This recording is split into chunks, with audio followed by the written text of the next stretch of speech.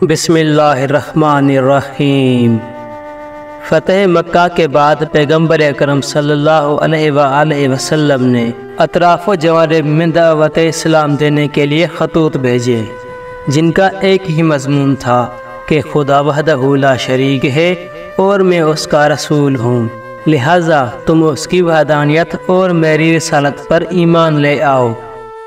ان خطوط میں سے ایک خط نصارائے نجران کے نام بھی تھا، جس میں نصارہ کو توحید پر اور اپنی رسالت پر ایمان لانے کی دعوت دی گئی تھی۔ جب پیغمبر اکرم صلی اللہ علیہ وآلہ وسلم کا یہ خط نصارائے نجران کے پاس پہنچا تو انہوں نے اس خط پر غور کرنے کے لیے بڑے بڑے عیسائی زعماء اور سرکردہ افراد کو نجران کے سب سے بڑے گرجا میں جمع کیا اور ان سب کو پیغمبر اکرم صلی اللہ علیہ وآلہ وسلم کے خط کے اس مضمون سے آگاہ کیا اور انہیں اس کے لیے رائے دینے کی دعوت دی۔ بہت بحث و مباحثے کے بعد مدینے جانے کے لیے سید و عاقب کے ساتھ نجران کے 14 سربراہ شخص اور 70 اشخاص سرداروں میں سے بنی حارث بن کعب سے روانہ ہوئے۔ جب وہ لوگ مدینہ کے قریب پہنچے، سید و عاقب نے چاہا کہ اپنی زینت و شوکت اپنی جماعت کے مسلمانوں کی نظروں میں ظاہر کریں، لہٰذا اپنے ہمراہیوں سے کہا کہ اپنی سواریوں سے اترو اور سفر کے لباس اتار دو، نہاؤ دھو پھر چلو۔ وہ لوگ وہیں ٹھہرے اور نہایت قیمتی لباس یمنی ریشم کے زیب جسم کیے اور مشک سے اپنے کو معطر کیا اور اپنے گھوڑوں پر سوار ہوئے، نیزوں کو اپنے ہاتھوں میں لیا اور نہایت ترتیب و ضابطہ کے ساتھ روانہ ہوئے۔ وہ لوگ نماز عصر کے وقت مدینہ میں پہنچے، ریشمی لباس اور نفیس کپڑے پہنے ہوئے حضرت کی خدمت میں حاضر ہوئے اور سلام کیا۔ آپ صلی اللہ علیہ وآلہ وسلم نے اس کا جواب نہ دیا اور نہ ان سے گفتگو کی۔ وہ وہاں سے عثمان اور عبد الرحمن بن عوف کے پاس آئے، اس لیے کہ ان سے پہلے سے ملاقات تھی، اور کہا کہ تمہارے پیغمبر نے ہم کو خط لکھا، ہم نے ان کی خواہش منظور کی اور آئے، اب وہ ہمارے سلام کا جواب نہیں دیتے اور نہ ہم سے کلام کرتے ہیں۔ وہ ان کو امیر المومنین علی علیہ السلام کے پاس لائے اور اس بارے میں حضرت سے مشورہ کیا۔ جناب امیر علیہ السلام نے فرمایا، یہ ریشمی کپڑے اور سونے کی انگوٹھی اتار دو اور معمولی لباس میں حضرت کے پاس جاؤ۔ ان لوگوں نے ایسا ہی کیا اور آن حضرت صلی اللہ علیہ وآلہ وسلم کی خدمت میں حاضر ہوئے، سلام کیا۔ آن حضرت صلی اللہ علیہ وآلہ وسلم نے سلام کا جواب دیا اور فرمایا، خدا کی قسم جس نے مجھے حق کے ساتھ بھیجا ہے کہ جب یہ لوگ پہلی مرتبہ میرے پاس آئے تو ان کے ساتھ شیطان بھی تھا، اس وجہ سے میں نے ان کے سلام کا جواب نہ دیا۔ یہ واقعہ ذی الحجہ 9 ہجری کا ہے، یعنی آن حضرت صلی اللہ علیہ وآلہ وسلم کو تبلیغ کرتے ہوئے تقریباً 22 سال گزر چکے تھے، اور اب 1 یا سوا 1 سال آپ کی حیات میں باقی رہ گیا تھا۔ نصارہ صاحب خلق عظیم پیغمبر صلی اللہ علیہ وآلہ وسلم کی خدمت میں حاضر ہوئے تو نہ سلام کا جواب ملا، نہ آن حضرت نے ان سے کلام کیا اور ان سے منہ پھیر لیا، لہٰذا انہوں نے بزرگ اصحاب پیغمبر سے مل کر ان سے ذکر کیا کہ تمہارے پیغمبر نے ہمیں خط لکھا تھا، ہم آئے تو انہوں نے ہمارے ساتھ یہ سلوک کیا۔ یقیناً اگر یہ بزرگ اصحاب پیغمبر کے مزاج شناس ہو گئے ہوتے تو وہ خود ہی ان سے کہتے، لیکن چونکہ ان کے کچھ سمجھ میں نہیں آیا، لہٰذا وہ ان کو امیر المومنین علی بن ابی طالب علیہ السلام کی خدمت میں لے گئے۔ اس سے ثابت ہوا کہ وہ بھی جانتے تھے کہ حضرت علی علیہ السلام ہی اس عقدہ کا حل اور اس بات کی وجہ بتلا سکتے ہیں۔ اس سے ثابت ہوا کہ اس 22 سال کے عرصے میں بزرگ اصحاب پیغمبر میں سے بھی کوئی اب تک مزاج شناس رسول خدا صلی اللہ علیہ وآلہ وسلم نہ ہوا تھا سوائے حضرت علی علیہ السلام کے۔ اگر وہ بھی مزاج شناس رسول صلی اللہ علیہ وآلہ وسلم ہو گئے ہوتے تو جو جواب حضرت علی علیہ السلام نے دیا وہ پہلے ہی وہ جواب دیتے۔ جیسا کہ سابق میں بیان ہوا،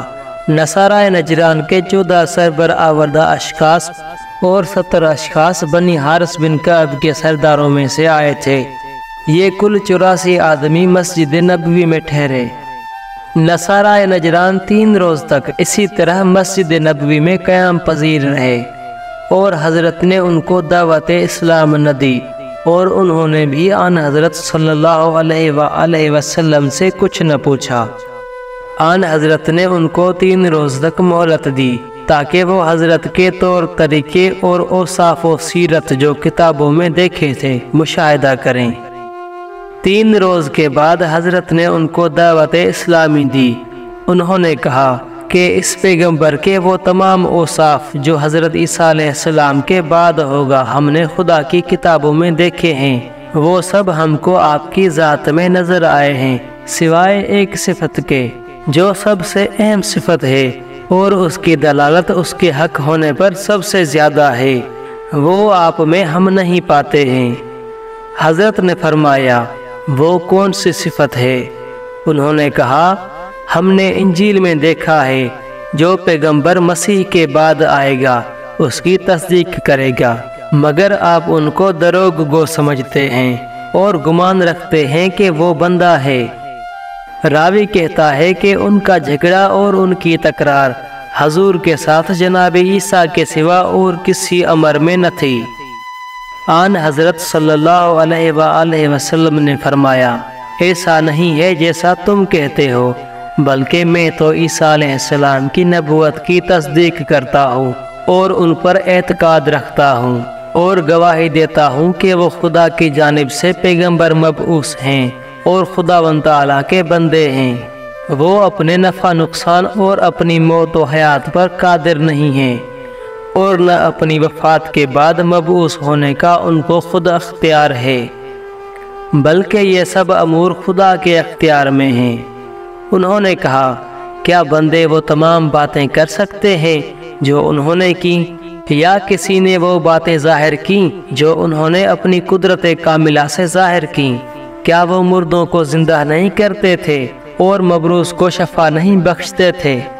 اور لوگوں کے دلوں میں جو کچھ ہوتا اور جو لوگ اپنے گھروں میں ذخیرہ کرتے تھے کیا اس کی اطلاع نہیں دیتے تھے؟ کیا ان باتوں کی طاقت سوائے حق تعالیٰ کے یا اس کے بیٹے کے کسی اور میں ہے؟ اور بہت سی ایسی بےہودہ اور غلو کی باتیں حضرت عیسیٰ علیہ السلام کے بارے میں بیان کی جس سے خداوند عالم منزہ اور پاک ہے۔ آن حضرت صلی اللہ علیہ وآلہ وسلم نے فرمایا جو کہ تم نے کہا کہ میرے بھائی عیسیٰ علیہ السلام مردہ کو زندہ کرتے تھے اور اندھے اور مبروس کو شفا دیتے تھے اور اپنی قوم کو خبر دیتے تھے جو کچھ ان کے دلوں میں ہوتا تھا یا اپنے گھروں میں جمع کرتے تھے، سب صحیح اور درست ہے، لیکن وہ یہ تمام امور حکم خدا سے انجام دیتے تھے اور خدا کے بندے تھے اور ان کو خدا کی بندگی سے عار نہیں تھا، وہ اس کا بندہ ہونے سے سرکشی نہیں کرتے تھے۔ عیسیٰ علیہ السلام کے گوشت و خون و رگ و پٹھے تھے اور وہ کھانا کھاتے تھے، پانی پیتے تھے، اور یہ تمام صفات مخلوقات کے ہیں اور ان کا پروردگار واحد و یکتا ہے، اور حق یہ ہے کہ اس کے مانند کوئی شے نہیں، اس کا مثل نہیں۔ انہوں نے کہا ہم کو کسی ایسے شخص کے بارے میں بتائیے جو باپ کے بنا پیدا ہوا ہو۔ حضرت نے فرمایا حضرت آدم علیہ السلام کی خلقت حضرت عیسیٰ علیہ السلام سے زیادہ عجیب ہے کہ وہ بے باپ ماں کے پیدا ہوئے، اور خدا کے نزدیک کسی کی خلقت سے آسان یا دشوار نہیں ہے، یا اس کی قدرت اس وجہ اور مرتبہ پر ہے کہ جو کچھ چاہے ایجاد کرے، وہ کہہ دیتا ہے کہ ہو جا تو وہ ہو جاتا ہے۔ پھر حضرت نے سورہ آل عمران آیت 59 کی تلاوت فرمائی۔ یعنی عیسیٰ علیہ السلام کی مثال خدا کے نزدیک آدم کی سی ہے کہ خدا نے ان کو خاک سے پیدا کیا اور اس سے کہا کہ ہو جا تو وہ ہو گئے۔ انہوں نے کہا عیسیٰ علیہ السلام کے بارے میں ہمارا جو اعتقاد ہے ہم اس پر قائم ہیں، اس سے ہٹ نہیں سکتے، اور آپ کی باتوں کو عیسیٰ علیہ السلام کے بارے میں نہیں مانتے۔ جب مناظرہ طویل ہوا اور ان لوگوں کی آن حضرت کے ساتھ عداوت میں ترقی ہی ہوتی گئی تو خداوند عالم نے حکم نازل فرمایا۔ سورہ آل عمران آیت 61۔ اے رسول صلی اللہ علیہ وآلہ وسلم،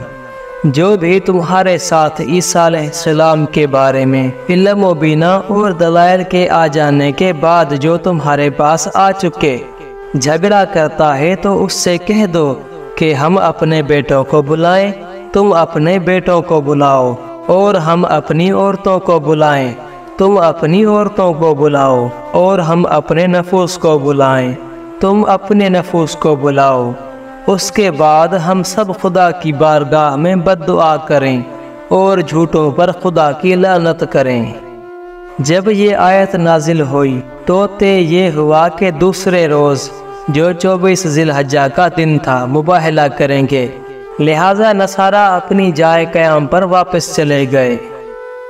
جب وہ اپنے گھروں کو واپس گئے تو ان کے بزرگوں اور وفد کے سربراہوں نے کہا کہ وہ خود اور اپنی قوم کے ساتھ مباہلہ کو آئے تو ہم ضرور مباہلہ کریں گے، کیونکہ وہ نبی نہیں، اور اگر وہ خود اور اپنے اہل بیت کے ساتھ مباہلہ کے لیے آئے تو ہم مباہلہ نہیں کریں گے، کیونکہ یہ بات مسلم ہے کہ کوئی شخص اس وقت تک اپنے اہل بیت کو خطرے میں ڈالنے پر تیار نہیں ہوتا جب تک اس سے اپنے سچا ہونے کا یقین نہ ہو۔ جب صبح ہوئی تو وہ لوگ حضرت پیغمبر صلی اللہ علیہ وآلہ وسلم کے پاس آئے اور حسب وعدہ مباہلہ کے لیے پہنچ گئے۔ انہوں نے دیکھا کہ حضرت رسول خدا صلی اللہ علیہ وآلہ وسلم کے ساتھ امیر المومنین علیہ السلام، فاطمہ زہرا سلام اللہ علیہا، حسن و حسین علیہ السلام ہیں۔ تو انہوں نے پوچھا یہ کون ہیں؟ انہیں بتایا گیا کہ وہ مرد آپ صلی اللہ علیہ وآلہ وسلم کے چچا زاد بھائی وسیع اور داماد علی ابن ابی طالب علیہ السلام ہیں، اور یہ خاتون آپ صلی اللہ علیہ وآلہ وسلم کی دختر فاطمہ زہرا سلام اللہ علیہا ہیں، اور یہ دو فرزند آپ کے نواسے حسن و حسین علیہ السلام ہیں۔ یہ سن کر وہ پیچھے ہٹ گئے اور انہوں نے آن حضرت صلی اللہ علیہ وآلہ وسلم سے کہا ہم آپ پر راضی ہیں، آپ ہمیں مباہلہ سے معاف کریں۔